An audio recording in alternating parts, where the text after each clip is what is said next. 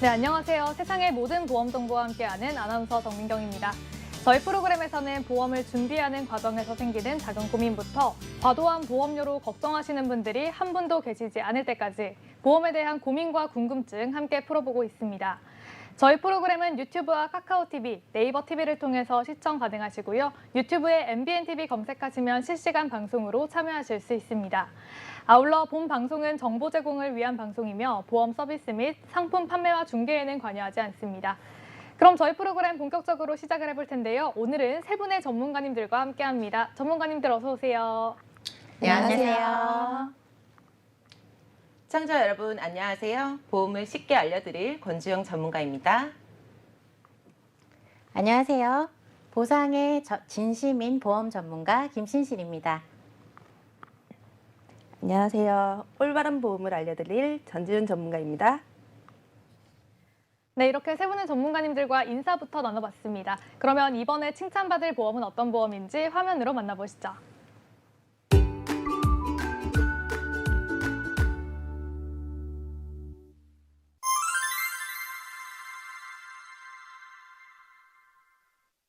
네, 이번에 칭찬받을 보험은 암보험입니다. 오늘 암보험에 대한 내용은 권주영 전문가님께서 준비해 주셨는데요. 어떤 내용 준비되어 있을까요?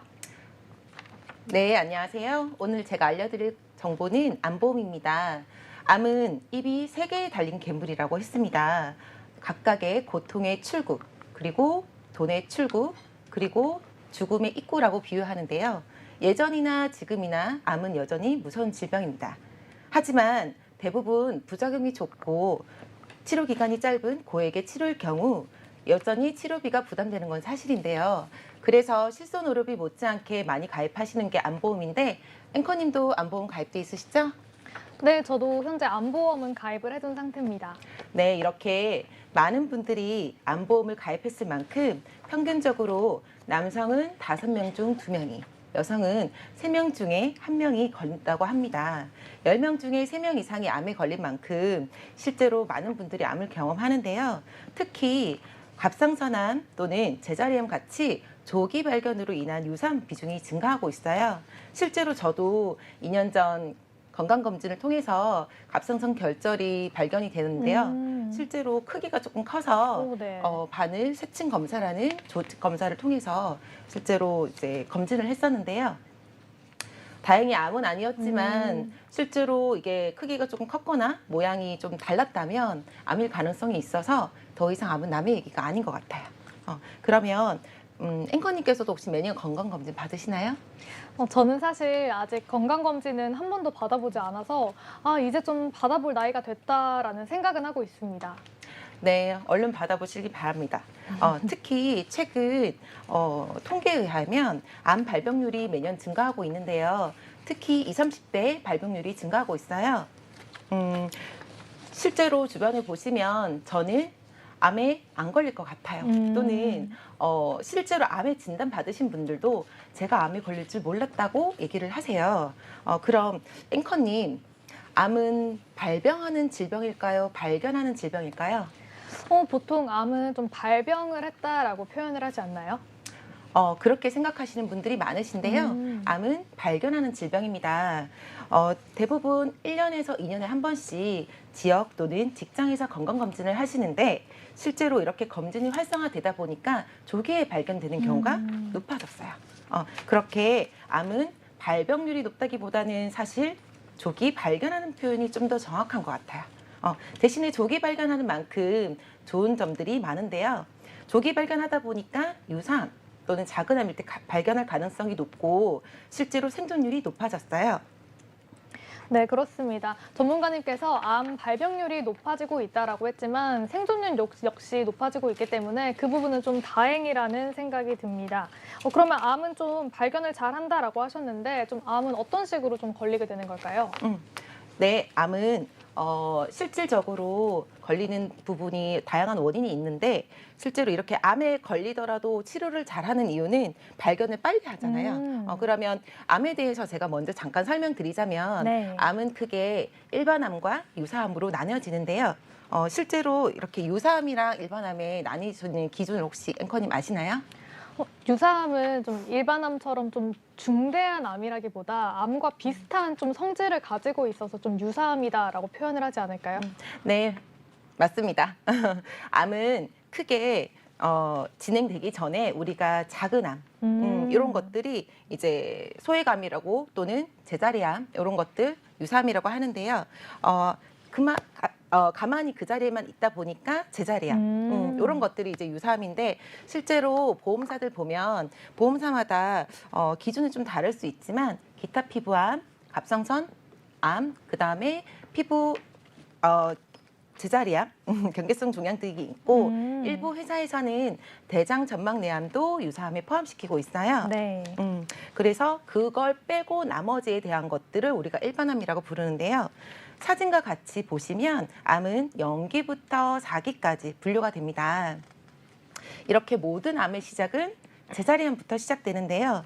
사람의 인생으로 암에 대해서 성장을 비유하자면 실제로 사람의 인생에서 가장 말 안 듣고 질풍노도의 시기가 언제일 거라고 생각하세요? 사춘기 아닐까요? 네, 맞아요. 사춘기죠. 이때 세포 하나가 사춘기가 된 거예요. 막 크다 보니까 저기서 우리 엄마가 울고 있네요.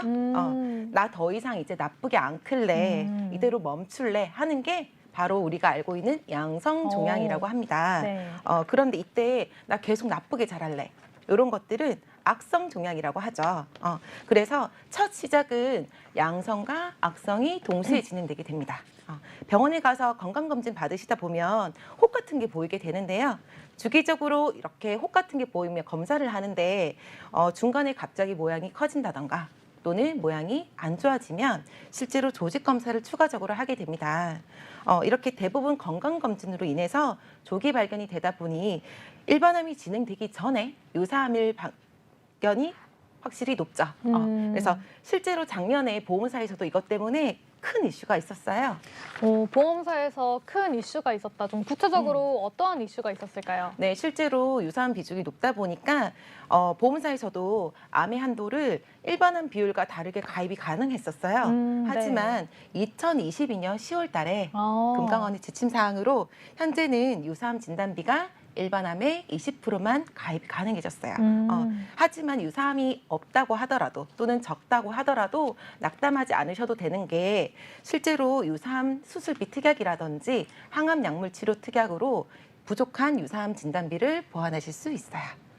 그럼 MC님, 전 세계 중 유독 우리나라에서 특히 많이 걸리는 암이 있는데 혹시 그게 어떤 암인지 아시나요? 우리나라에서 특히 많이 걸리는지는 모르겠는데 그 남녀 성비로 나눠서 좀 어떤 암이 자주 걸리는지 봤는데 대장암은 항상 높은 순위에 좀 차지를 하고 있더라고요. 좀 대장암 아닐까요? 네, 우리나라 사람에게 특히 많은 게 위 또는 대장암입니다. 혹시 앵커님께서도 위나 대장 내시경 해보셨나요? 전 내시경은 아직 안 해봤습니다. 그죠. 저도 사실 작년에 처음 해봤어요. 그래서 대부분 고객들이 이렇게 건강검진 때 내시경을 많이 하시거든요.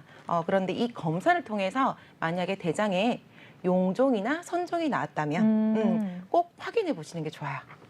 근데 만약에 용종이나 선종 중에서 선종이 나왔다면 이때는 실제로 조직 검사 결과지라는 걸 추가로 확인해야 되는데 실제로 이 선종이라는 거는 그대로 두면 3년에서 7년 사이에 대장암이 될 가능성이 굉장히 높아요. 그래서 내시경 할 때마다 용종이란 용종은 다 떼내요.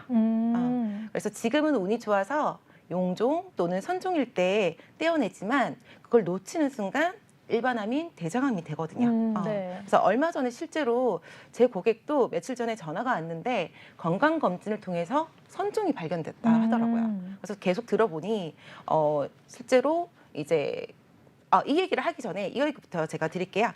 이런 선종은 크게 고등급 또는 저등급이라고 이렇게 두 가지로 크게 나눠볼 수 있는데 제 고객은 검사 결과상 고등급이 나오신 거예요. 네. 그래서 실제로 제자리암 진단을 받으셨어요. 그래서 실제로 이렇게 빨리 발견되다 보니까 수술을 간단하게 딱 떼내고 끝내긴 했는데 하지만 이것도 암이잖아요. 네. 그러다 보니 면역력이라든지 이런 것들을 집중하기 위해서 실제로 이런 유사암 진단비도 있으면 굉장히 도움이 됩니다. 이렇게 조기 발견과 생존율이 높은 유사암들이 많은데요. 실제로 일반암이 진단받았더라도 요즘에는 기술이 점점 좋아지고 있기 때문에 앞으로는 우리가 암과 함께 살아가는 시대라고 해도 과언이 아닌 것 같아요. 그럼 앵커님, 과거에 가입돼 있는 암보험 과연 평생 놔둬도 괜찮을까요? 보험은 예전에 든 게 좀 더 좋다라는 얘기를 들어서 좀 오래전에 가입을 했어도 괜찮지 않을까요? 맞습니다. 물론 그 말도 틀린 말은 아닌데요. 이 부분에 대해서는 제가 한 번 더 얘기 드리겠습니다. 임치님, 그 전에 요즘 암 진단 받으시면 평균 입원 기간이 며칠 정도 되는지 아시나요? 그래도 암의 진단을 받고 뭐 치료도 받고 하면 뭐 기본적으로 한 달 정도는 입원을 하지 않나요? 네. 최근 유방암 진단을 받으신 지인분이 계시는데요. 실제로 3기 진단 받으셨는데 딱 4일 입원하셨어요. 오, 굉장히 짧네요. 네. 오히려 관절 치료나 이런 것들 하는 것보다 더 짧게 입원하시고 퇴원하셨거든요. 대부분 암 진단을 받게 되면 통원에서 항암 방사선 치료하는 경우가 많아졌어요. 실제로 과거의 암보험 같은 경우는 초창기 때는 암 걸리시면 사망할 확률이 높아서 암 사망 보험금 위주로 많이 개발이 되었고요. 그 외에 암 수술비, 암 입원비 또는 30일 이상 장기 입원하는 부분에 대해서 많이 특약으로 넣어져 있었는데 최근 몇 년 사이 동안 예를 들어 보면 2020년도부터는 암 입원보다는 암 통원 위주로 또는 의료 기술의 발달로 신의료 담보인 표적 항암 방사선 치료라든지 다빈치 로봇 암 수술 같은 이런 담보들이 생겼고요. 특히 올해 2023년도부터는 꿈의 치료라고 불리는 중입자 치료가 새로 도입돼 있어서 보험사에서도 실제로 이런 특약까지 추가가 됐습니다. 네, 그렇습니다. 전문가님께서 이렇게 중입자 치료가 새로 도입이 된다라고 하셨는데요. 이런 치료 좀 어떤 식으로 좋은 건가요? 네, 드디어 해외에서 받아야만 했던 중입자 치료를 이제는 국내에서 가능하게끔 도입이 됐는데요. 이런 중입자 치료 같은 경우는 기존의 항암 치료를 하기 위한 방사선 치료에서 X선 또는 감마선이라고 하는 이런 것들은 아무리 강하게 쏘아도 우리 몸을 뚫고 몸 안으로 통과되다 보니 암 치료 효과가 현저하게 줄어들어요.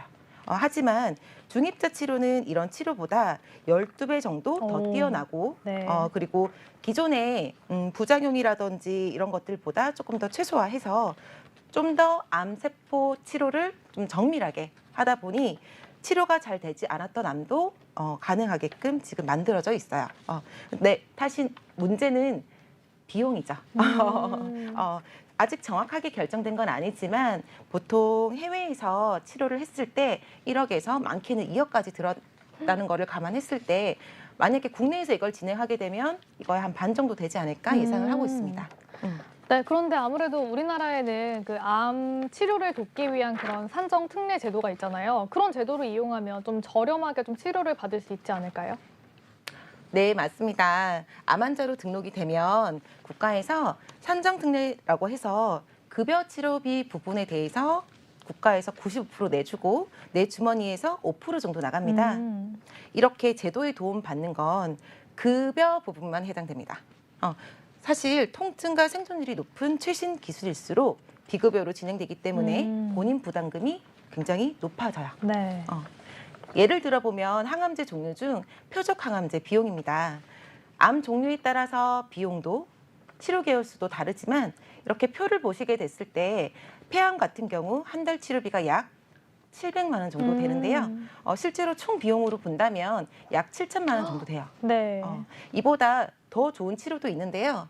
면역 치료제라고 하는 것들은 약 1억 정도 소요가 돼요. 그런데 문제는 이 비용이 전부 본인 부담금이라는 거죠.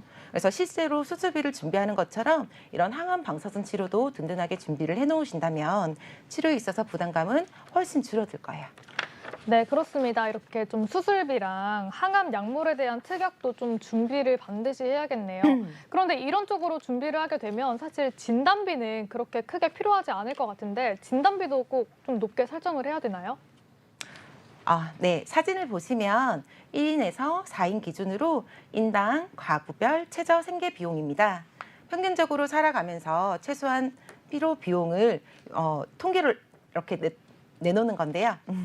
암 진단을 받고 1년 또는 2년 정도 우리가 요양기간을 갖게 되잖아요. 이 기간 동안 생활비라든지 고정적으로 나가는 그런 지출에 대해서 사실은 해결하기가 다른 사람이 해결해 주기가 쉽지 않잖아요. 그렇죠. 그러다 보니까 이렇게 암 진단을 받고 이렇게 충분한 치료비가 준비되어 있지 않으면 요즘같이 경제가 어려운 시기에 가족들에게 큰 짐이 될 수 있어요. 또한 실손 의료비만큼 믿고 암 진단비 가입을 조금 미루시는 분들이 있는데요. 실손 보험은 사실은 내 돈으로 치료비를 먼저 결제하고 난 뒤에 받을 수 있는 보험금이에요. 그러다 보니까 실제로 내가 현금이라든지 이렇게 흐름이 원활하지 않다면 치료비 부분도 걱정이 많이 되시잖아요. 하지만 이런 암 진단비 같은 경우는 암 진단비를 먼저 받아 치료비라든지 생활비를 해결하실 수 있어요.